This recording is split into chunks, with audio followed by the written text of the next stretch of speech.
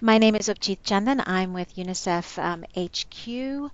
I'm the communications focal point at for the Point of Care project. I think many of you know me, and to those that don't know me, welcome and good to meet you. I'd like to introduce the webinar for today. This is an internal webinar for UNICEF, CHI, EGPAF, focal points in UNITAID funded project countries, as well as ASLM ambassadors. For this call, we would like to walk through the key considerations document and the HIV Point of Care Diagnostics Toolkit, and also create an opportunity for colleagues here to raise any questions or comments or concerns that they have, and also to discuss partner coordination and dissemination of these two new resources at the country level. Having said that, I'd now like to just quickly walk through the agenda. First, we're going to start with an overview of the key considerations document. Alex Costa, the point of care focal point at UNICEF here at headquarters in New York, will provide that presentation. Then we'll have an overview of the Point of Care Toolkit by Jeff Chipungu, who's our point of care focal point for both Eastern and Southern Africa, and also West and Central Africa. We then like to give partners who've all been involved in co-developing these resources and opportunities to also weigh in. We have colleagues from CHI and ASLM on the call, as well as EGPAF. I see Esther, you just joined us. Welcome. And then we'll talk about dissemination. So now I'd like to turn it over to Alex Costa to walk us through the key considerations document. Good morning, everyone. Can you hear me, Abhijit? Yes, we can hear you. Yes. All right. Excellent. So, good morning, everyone. I don't think I need to introduce myself because Abhijit has already introduced me.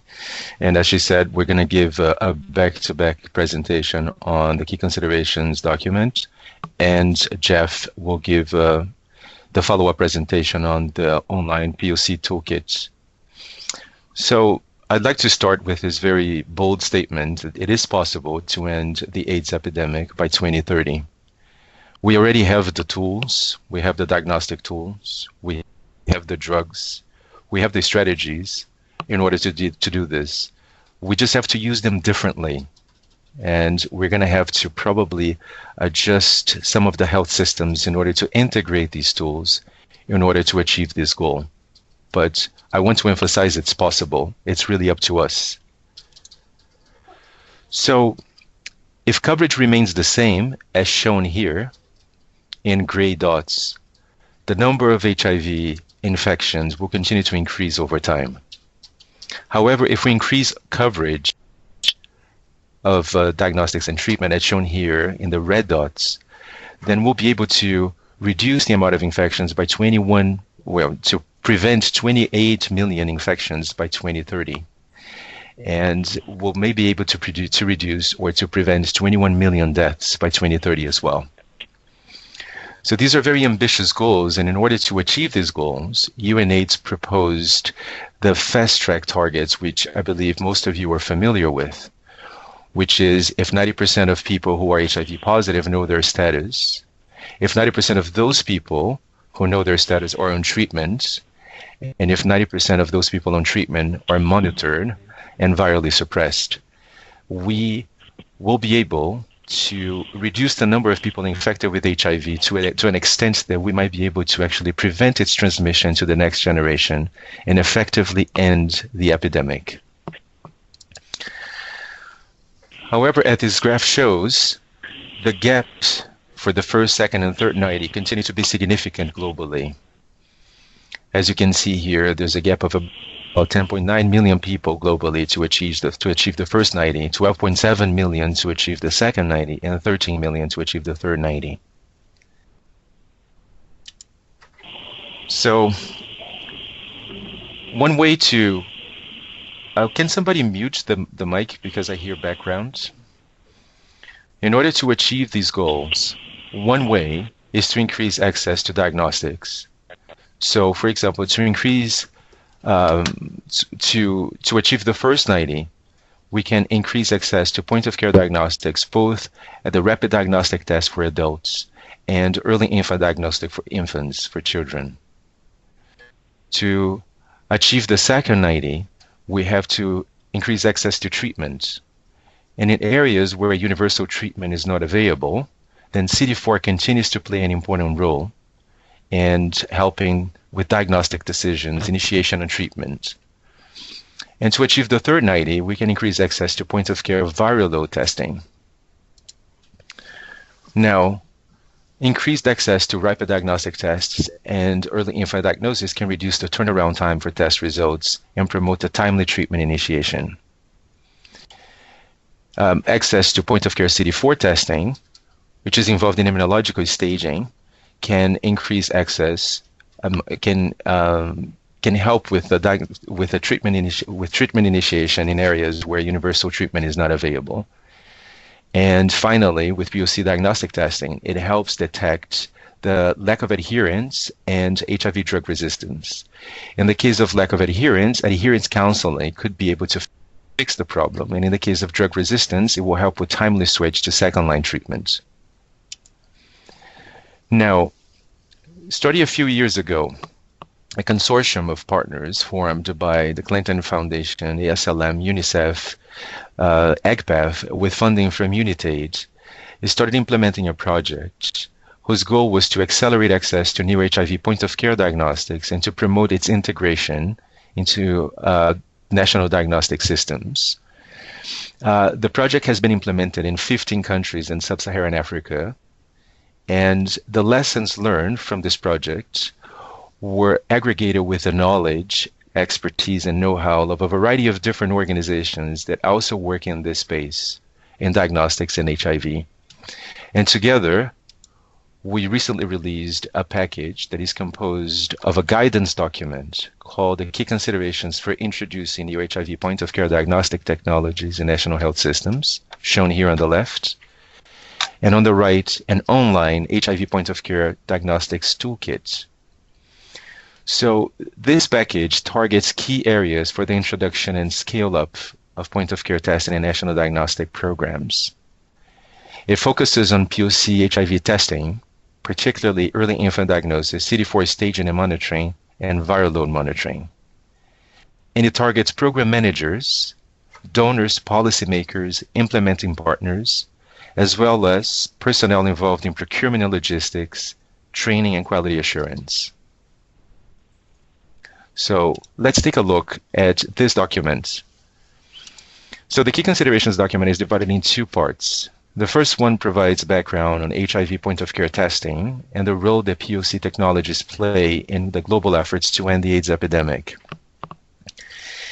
So, for example, in part one of this document, one thing that is discussed is how to integrate point-of-care testing in a tier laboratory network.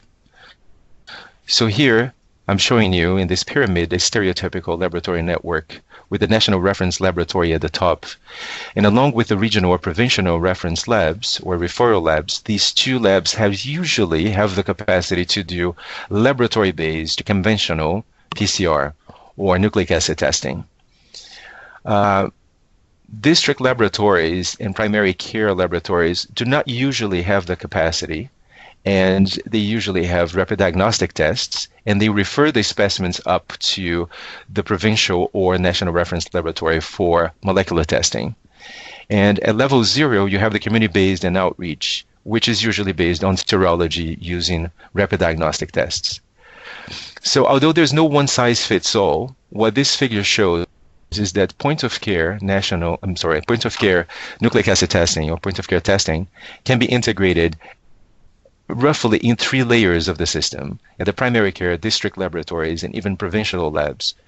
There is no recipe, there is no one-size-fits-all. It will depend on infrastructure and human resource capacity, on available resources. But essentially, by adding point-of-care diagnostics, you can complement the availability of conventional laboratories or conventional testing and increase coverage. So you may think that if you look at any given country, what you're going to have is going to be a distribution of conventional technologies, near point-of-care technologies such as GeneXpert, and true point-of-care technologies such as AliaQ. And the right proportion will depend on your country.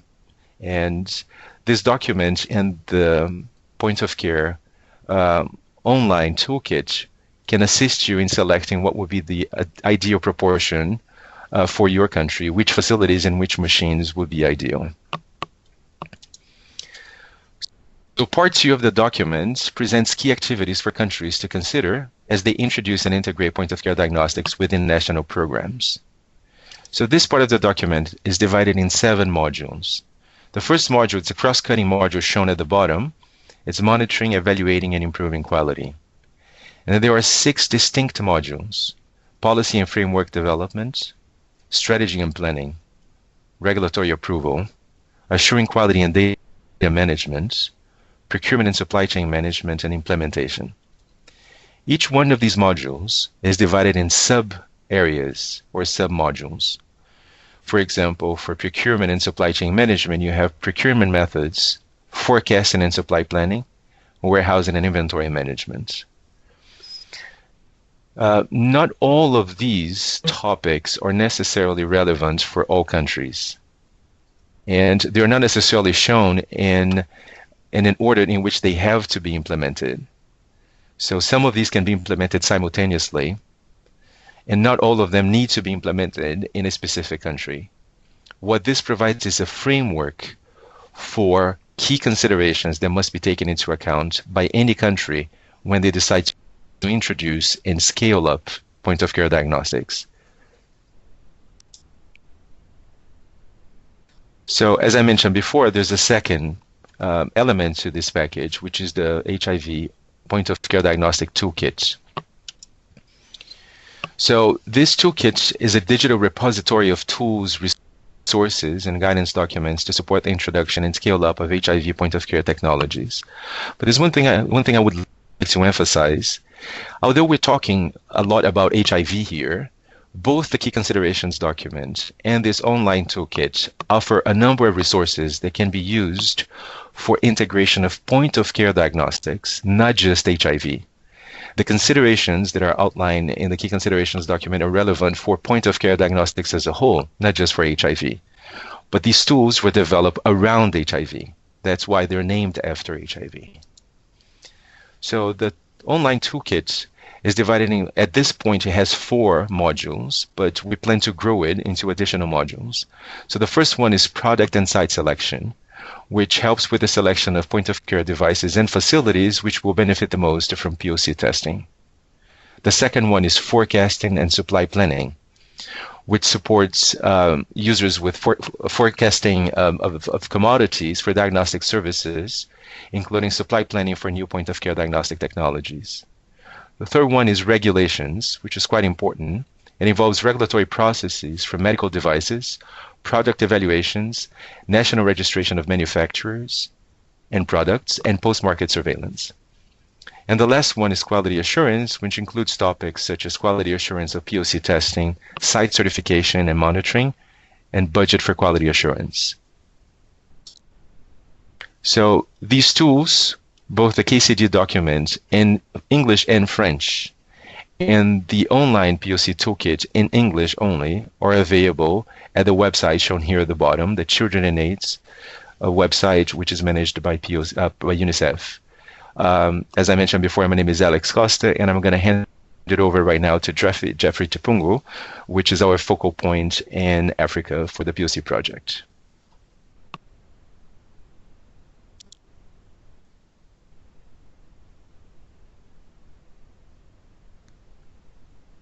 Thank you, Alex. Jeff, will you be loading your presentation?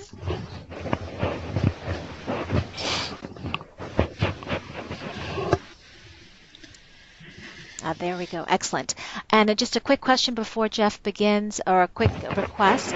If colleagues who are calling in by phone could please indicate, it may be difficult actually, because you may not be able to indicate in the comment field where you're calling from.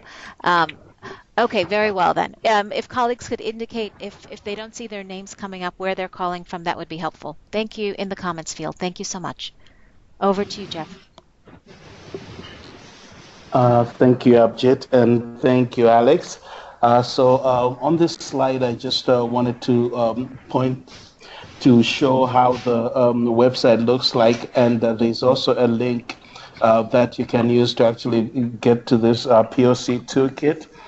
And on the first page, it answers questions like, what is the HIV point of care diagnostics toolkit, which I think has been elaborated, and also it has been, and why was it developed?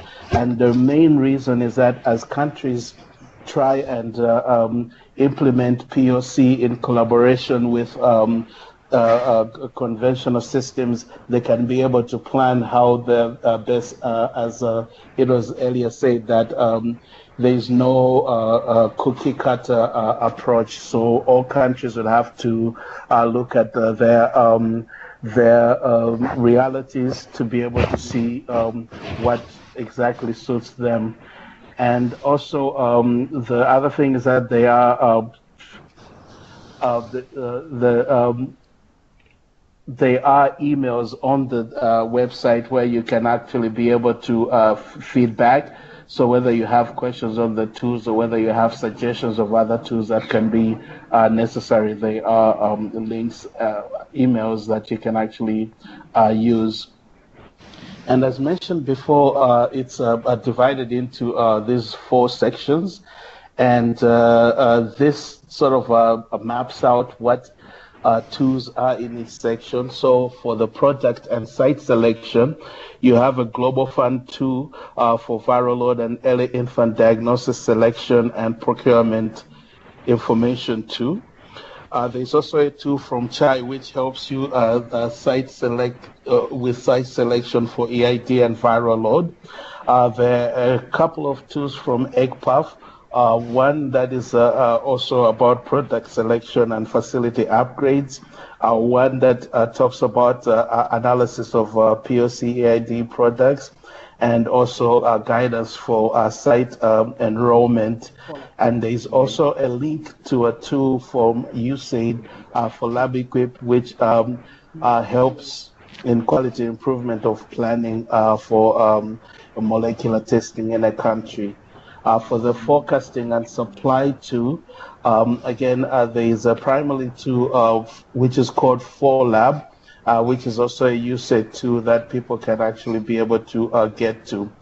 For regulations, the regulations, as mentioned earlier, it's about the regulatory processes that countries that need to consider, and the framework for the medical devices. And also there's a product evaluation advice, as well as links towards national approval and use, and also post-marketing surveillance, as earlier said. And for quality assurance, there are tools. One is from CHI, which is a POC quality assurance budgeting tool that helps countries consider the budget that they will need for quality assurance. There is also a stepwise process improvement quality for HIV-related point-of-care testing, which is a tool that was put together by CDC as well as World Health Organization. There's also a site monitoring guidance from EGPAF, and also it gives us some advice about improving the quality of HIV-related point-of-care testing. On the next slide, when you expand the first product selection, this is what you're going to see. And the text in blue are actually links towards the different tools. Just to say that for the Global Fund, you can link on that to get to the tool. And for the CHI tool, there is not only the tool, but there's also some guidance that you can click on. And also Seth McGovern's email if you have any further questions about it. And I'll just show a couple of slides for the EID and viral load product selection site tool, just to give you a picture of what it would look like. So if you get the tool, it's actually a spreadsheet. And so you have the title page, and it also has instruction pages. And it gives you advice about what sort of inputs you need to put. And also there's a tab where you put your site profile to, and with that you can also do a gap analysis. So countries can consider that what sort of proportion they want to have for point of care and what sort of proportion they want to have for conventional testing, and then input that information into this tool, and it will be able to sort of give advice about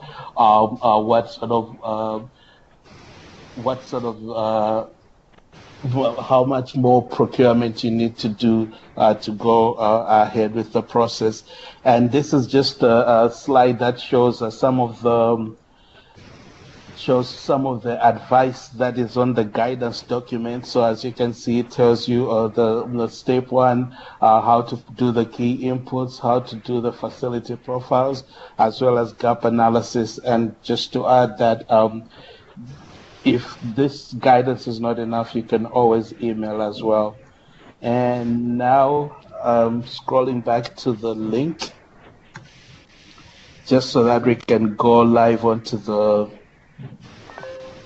website. So again, this is what it would look like, and if you scroll down, then you would be able to find the product selection and all those links here. And when you hit that, you can actually expand, and then it gets to what I showed earlier, and you can hit one of these links to give you to find the tools that you're looking for. And I'll try and hit that, and yeah. Otherwise, I think I'll stop there and open for questions. Thank you, Jeff. Just before we go to questions, I do want to give our partners, EGPAF, CHI, ASLM, an opportunity to add anything to the presentations that Alex and Jeff have just given.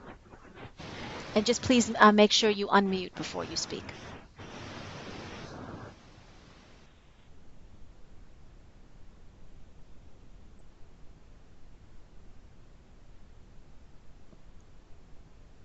Or you could also write in the comment field if there's anything you'd like to say.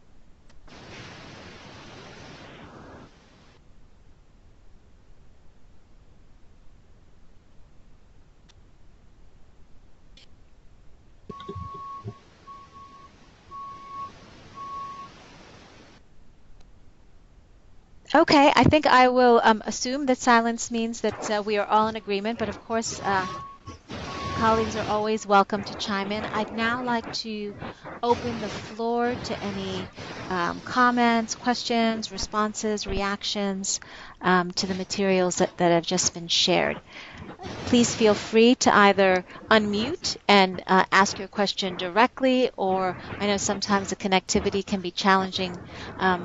Please also feel free to type any comments or questions in the comments field, and then I can also just read them aloud. So the floor is open for comments and questions.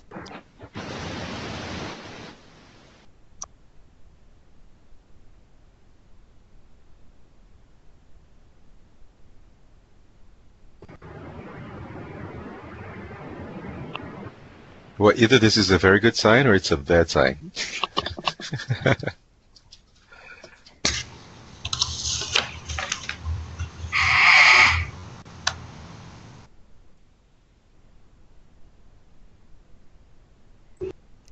I see someone. Elizabeth, are you trying to speak?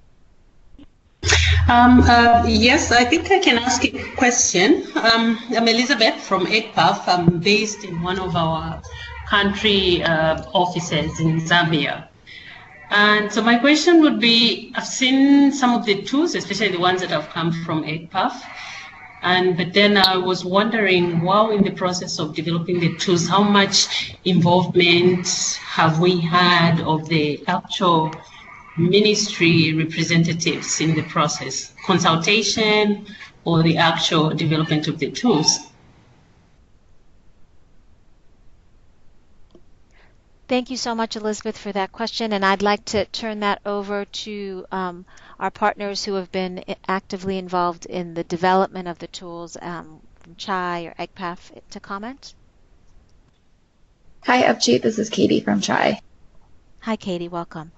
I can say that our tools, at least the product and site selection tool, has been used in consultation with ministries, and then it was built off of, I believe, a Mozambique tool that was used for CD4. So it did have a lot of ministry input, but obviously it can be tailored further if the ministry in Zambia has specific concerns. Okay. All right. Thank you. Thank you, Katie. Thank you, Elizabeth. Any additional comments from EGPAF Global? I believe, Esther, you're on the call, and also Rebecca.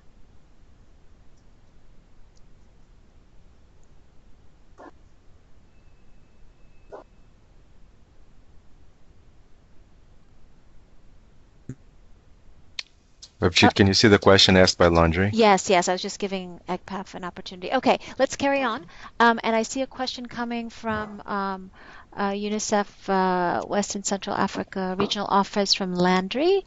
And the question here is, I would appreciate learning more about the CHI Excel tool. What have been the challenges in using it? Katie, can you speak to that? Yeah, I assume that is the product and site selection tool. I believe so, yes. Is that the, Landry, is that the tool you're talking about? Yes. Okay.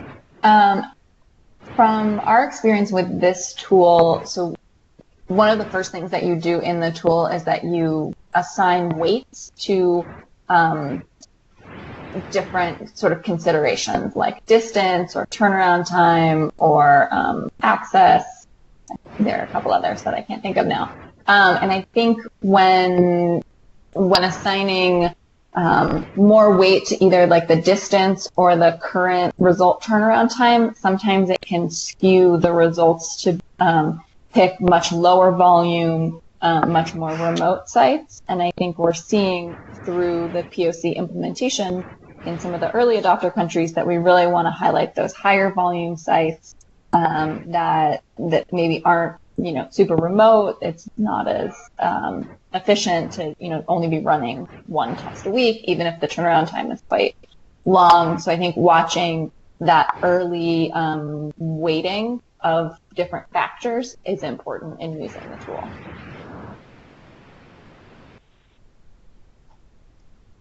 And is there anyone on the call from CHI who's used it in country?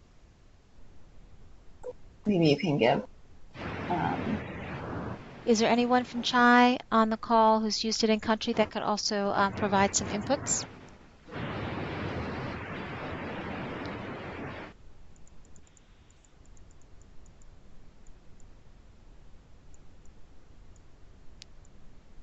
Okay, I'm not hearing anyone. Landry, any follow-up questions on this? I know you're typing, so I just want to ensure that we answered your question. I also do want to mention that as this webinar is unfolding, and certainly in the future, as you colleagues here have an opportunity to really kind of dive into some of the content, if there are tools that you feel it would be useful to have additional webinars on, trainings on, we can certainly help organize that. So we are really dependent on you to let us know what would be helpful. I see Landry said that he's fine, that no additional questions on the Excel CHI tool. Other questions? I see Marae, are you trying to speak as well? No, I'm not. Oh, okay. Your name, your face is lighting. Hello. Okay. Okay. Hey, Abjit, this is Esther. Can I answer Elizabeth's question on the EGPAF tools? Absolutely. Sorry about that. I was having a bit of trouble trying to unmute myself. For the EGPAF tools, I believe there was a lot of consultation that was undertaken in developing of the tools. And part of the consultation, of course, involved a lot of stakeholders. And I think in some countries, the MOH was involved in that consultation. And that's it. Thank you, Esther. That's Esther Turunga from EGPAF Global. Thank you for adding that in. It's really important that these tools are developed in close consultation with government. And it's good to hear that that has been happening across the board. Any other comments or questions about any points that were raised in either presentation? Any specifics about tools that you would like some clarification on? The floor is open. This is Alex. I have a question about the tools to the developers. What would happen if countries that are not necessarily part of the UNITAID project right now, but as we roll it out and we see other countries expressing interest, how could these countries receive training on some of these tools? At this stage, this webinar is mostly for our POC focal points. So we're talking to people who already know how to use many of these tools, not necessarily all of them. So I think this question would also apply to POC countries. Some of the tools have not been extensively used, and maybe the government or partners would express interest in using the tools. And the question is, how can training be provided? Remember at one point discussing the possibility of carrying out tutorials or even recording them. But as we started unpacking some of these tools, we realized they're complex enough that it takes some time to really understand how to use them properly. And ideally, more than a webinar, but something like an on-site training, and not only for a day, maybe a few days, using real data in order to make it more applicable to the context. So my question is, are there any plans, or is there a possibility of providing on-site training to POC countries or non-POC countries moving forward? Back to you. Thank you, Alex. I think that's a question that is on the minds of many. I know it often comes up when the tools are being presented to, especially an audience beyond the POC countries. So I'd like to turn that over now to EGPAF. Chai, ASLM may also have thoughts on this, on how do we, what are the mechanisms for support that we can provide to countries in actually using these tools?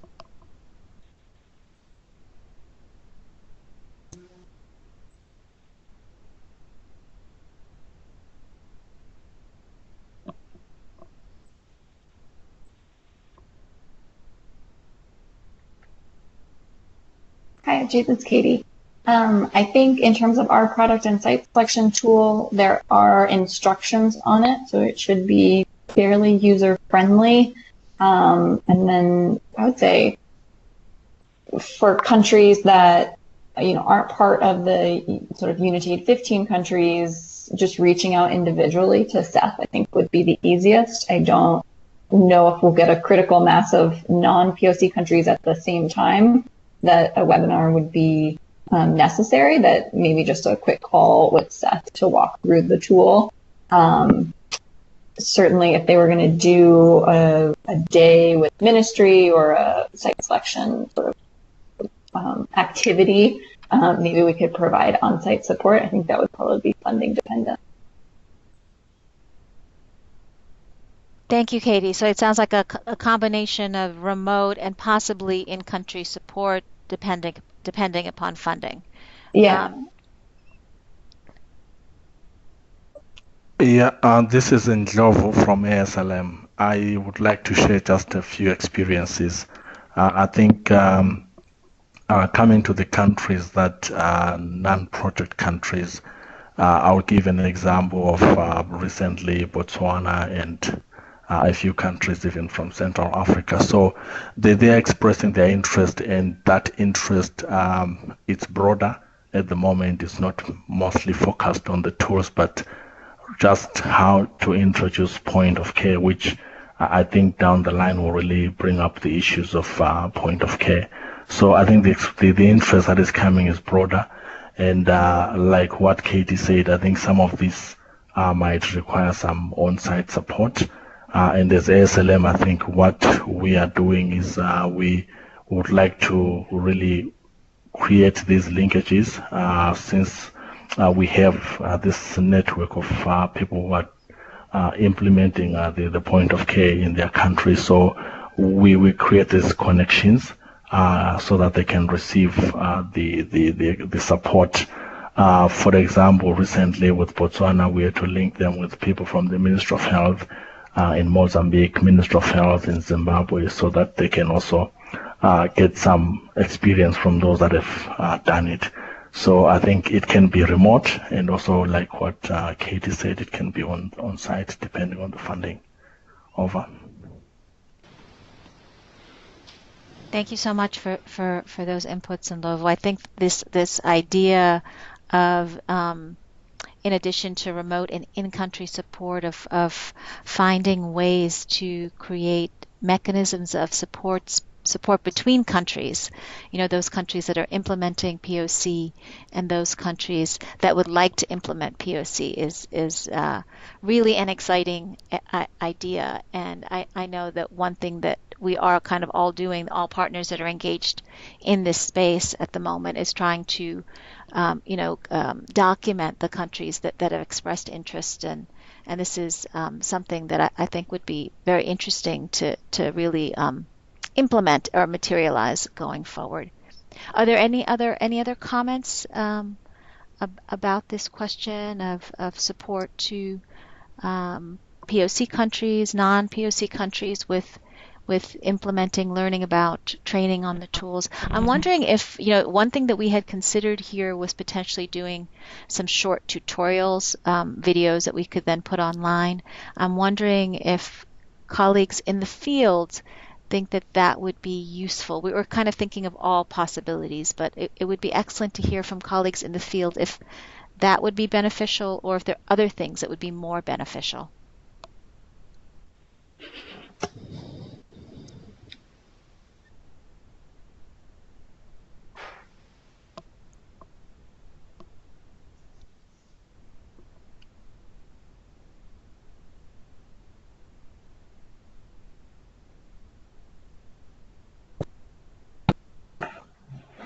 Hello, Mary from Tanzania. Yes, Mary. Yeah, I'm glad today we have gone through the toolkit and the document. To me, I think any means of training or supporting countries will be important. Like for us, going through all the documents, trying to search for this and that, sometimes it can be challenging. But if we have guidance on how to systematically go through a certain toolkit or how to use a certain tool, it will be very helpful. Thank you. Thank you, Mary. And I see Clifford has also said, Clifford from the Cameroon office, UNICEF office, said yes, short tutorials could also be useful. I also see a question here from Yabsira Mehari, and the question is, what does success look like to you? And I think that's for all partners. What does success look like to you? Great question.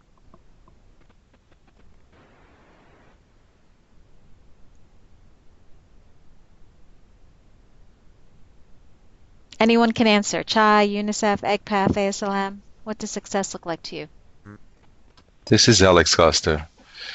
And the big scheme of things, the big picture is that we're heading towards HIV elimination. So success is getting as close as possible to the 90-90-90 targets. And I think what we're doing is part of this. We're all engaged at different levels of this process to achieve these goals. So this is how I see success, is achieving the 90-90-90 targets and eventually eliminating and eradicating HIV. Back to you. Thank you, Alex. Any other comments from partners? What success looks like?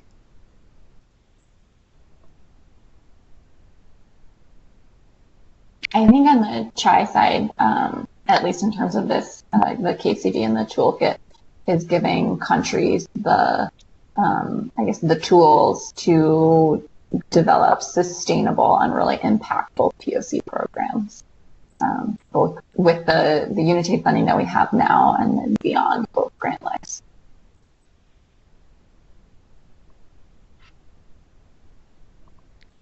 Great, Katie. Thank you. So sustainable programs.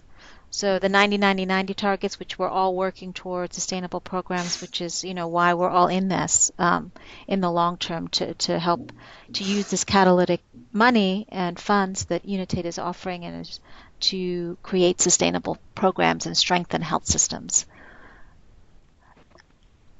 Any other comments on what success looks like? Hello, Abjit. This is Anafi from ASLM. Hello, Anafi. I am intending to just go back to the previous comment. I think it was Mary from Tanzania. I think she raised an interesting point in how accessible are the tools and the information in the KCD and the toolkit. So I just wanted to hear from colleagues in the field what has been their experience in trying to work with the toolkit, and maybe what do they find easy to access or more useful, or what would be suggestions to kind of improving how we can access the information? You realize there's a lot of information inside the toolkit.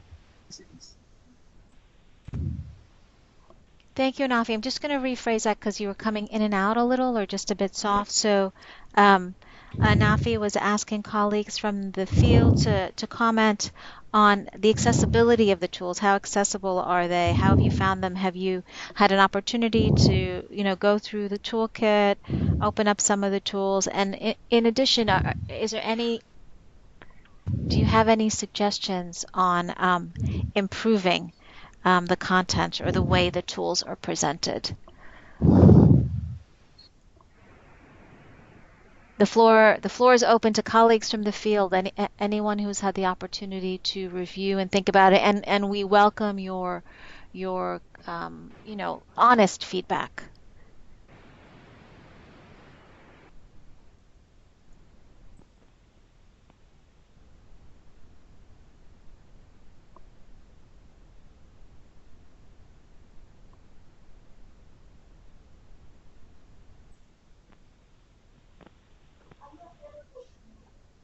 Mary again. For Yes, me, Mary. yes, this week in Tanzania we have a workshop to develop a joint rollout plan, gene expert rollout plan between TB program and HIV program, and I was supposed to present on the key considerations for introducing the POC technology in the country. So for me it was easy because I just went through the document, and it has points for me to pick for the presentation.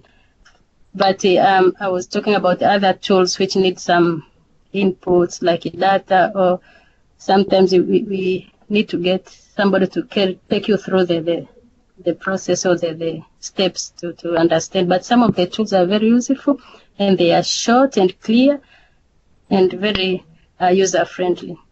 Thank you. Thank you, Mary.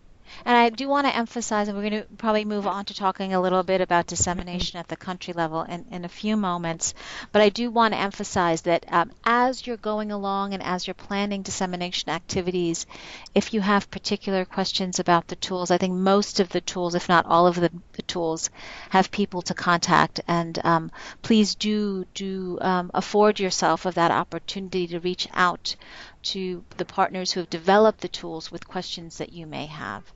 But thank you so much, Mary, for that input. Any other comments in terms of colleagues who've, worked with the tools at all and the accessibility of them, how we might improve them?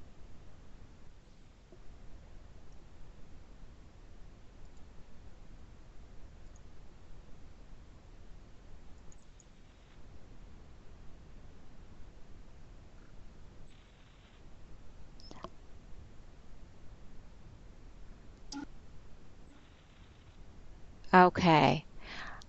I've just put up some slides. I'm not sure if people can see them. Yes, we can see them. Okay, great. So if there are no further questions on this, I thought it would be good to maybe talk a little bit about partner coordination and dissemination at the country level. Are there any other questions or comments for any of the partners or presenters about issues that have been raised vis-a-vis the key considerations document or the toolkit?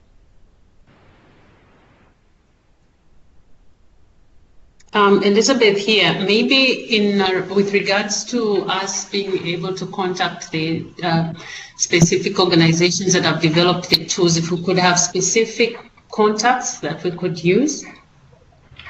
Okay, like a list of specific contact people for Yes. each of the tools? Okay, we can pull that Yes. together.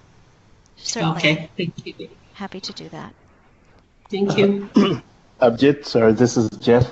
Just to add on, when you go to the website, almost every tool is linked already to things. So I think one of the things is that if we are going to make use of this website, if you go onto the actual website, like the one that we're talking about, the EI site selection tool, there's an email of Seth there.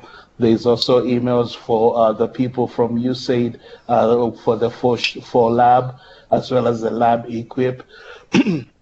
So like I think the contacts are available depending on what tool you would like to use. Thank you. Thank you, Jeff. I see Barbara asked a question here. Hope this is recorded and will be shared later. And yes, it is. It is being recorded as we speak, and we will share it with everyone on this call and also with our organizational focal points so they can, at EGPAF, CHI, ASLM, so they can share it more broadly for those colleagues who were unable to join. So if there are no additional questions, I just wanted to share a few slides with you about some of our joint thinking about steps to support dissemination of the KCD and the toolkit at the country level.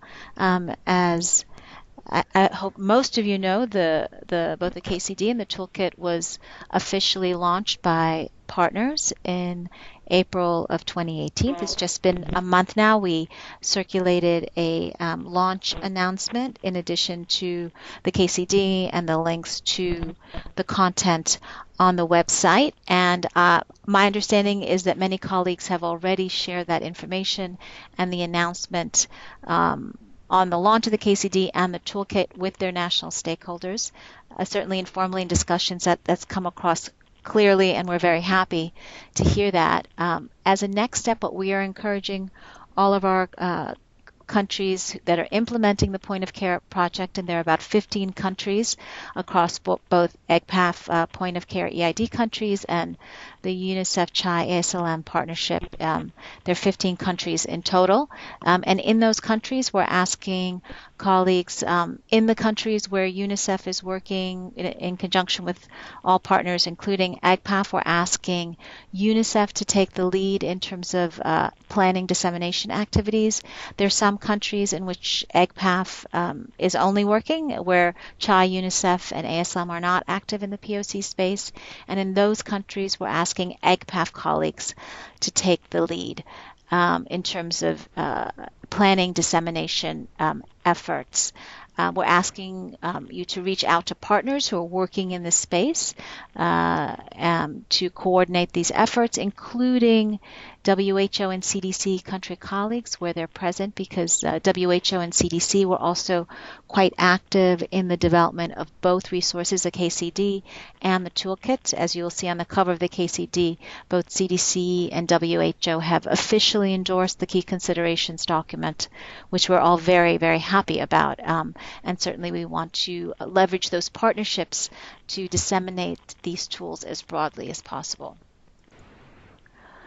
So in terms of first, is coordinating with partners, and we have developed a brief dissemination note which includes all of this information, and in that we'll also have an addendum which has the main focal points for each organization by country, so you do know who to reach out to, and then to define who are the key audiences that you want to reach at the country level. Of course, who your main partners are through the Ministry of Health in terms of the laboratory community, HIV program managers, policymakers, implementing partners, and with the goal of being being as broad-based and inclusive as possible. I think the more people that are aware of these resources, the better. And we'd also like to encourage you to use those opportunities that are already existing to disseminate the KCD and the toolkit.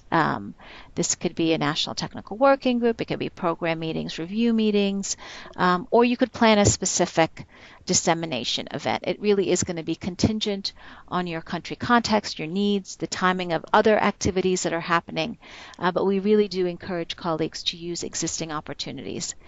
And then we're also asking colleagues to track dissemination, and we will develop a simple form that we will share through your organizational focal points about when, how, who, the details of how and when the KCD and the toolkit were disseminated, to how many people, what was some of the reception like, as well as any TA support needs that stakeholders may articulate in this process.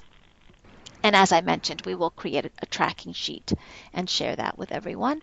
And these are there are 15 countries. These are the POC project countries by partners.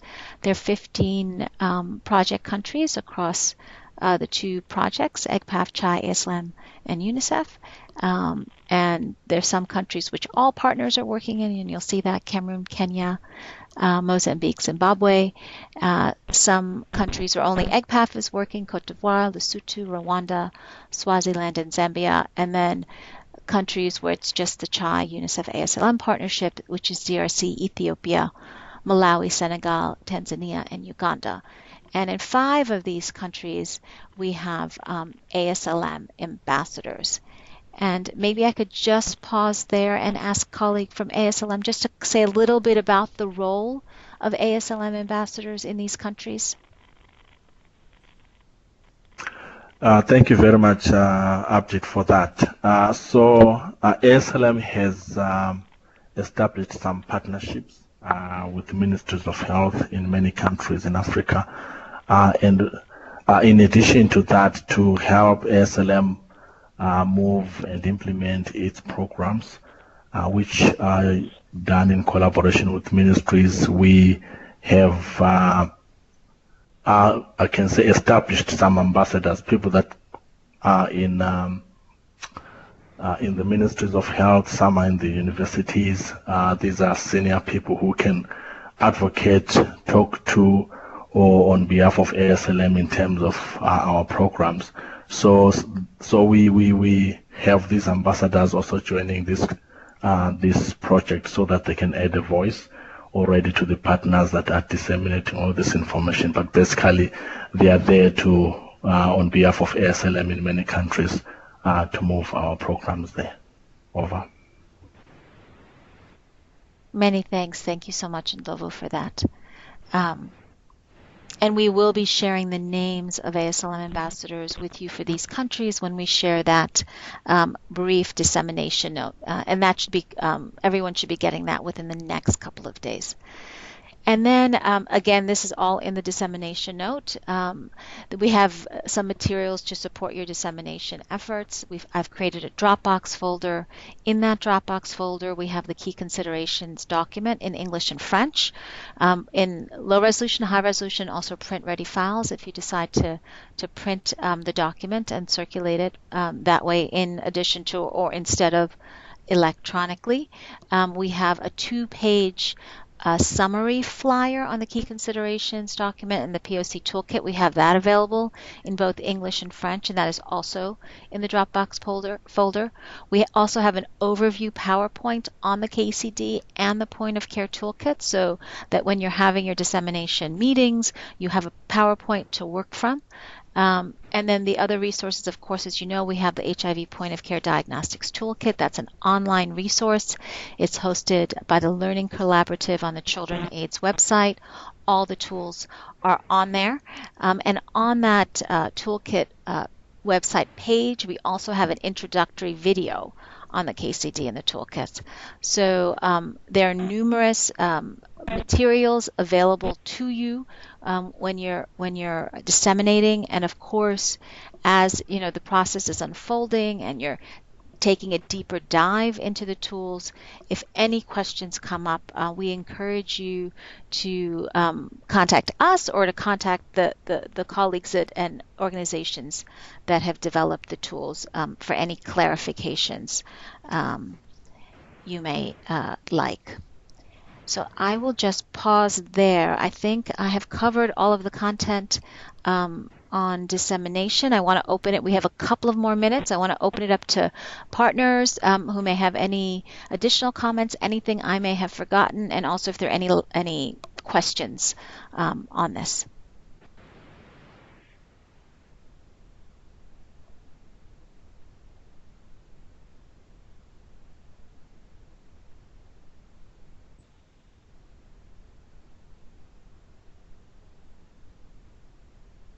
Are there any comments, questions? You can type in the notes panel, comments panel. If you would like to speak, please take yourself off mute.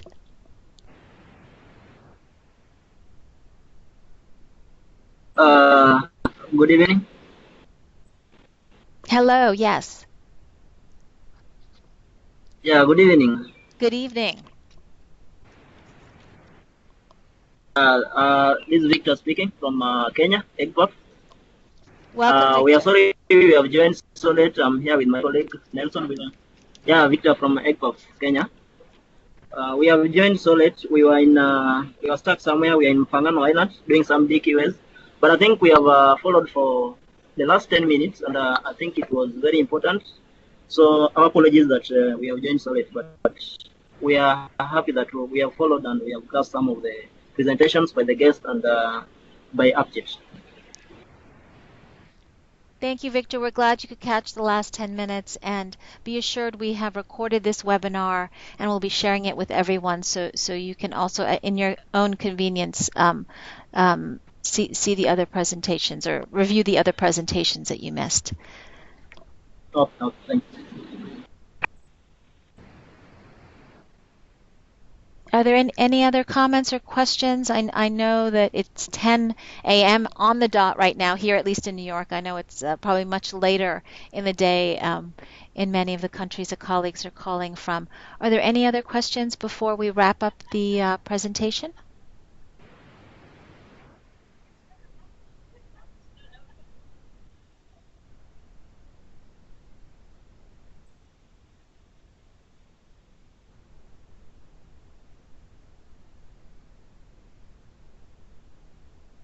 Okay, excellent. So are there closing comments from partners on the call? Any other closing comments?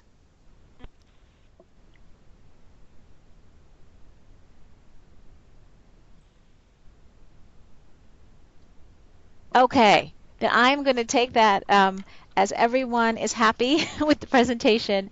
And please do, if any questions come up, please do reach out. We will be sharing the recording of the webinar. We can also share the PowerPoints. And as I mentioned, we have a brief dissemination note, which we'll be sharing through your organizational focal points. And I see many people are saying thank you and need to pop off. Thank you, everyone, for making the time for this call. I know it's late in the day for many of you. We appreciate your participation. And as questions do come up, please don't hesitate to reach out. Thank you, everyone. Thank you. Thank you. Thank you. Thank you. Thank you. Bye-bye.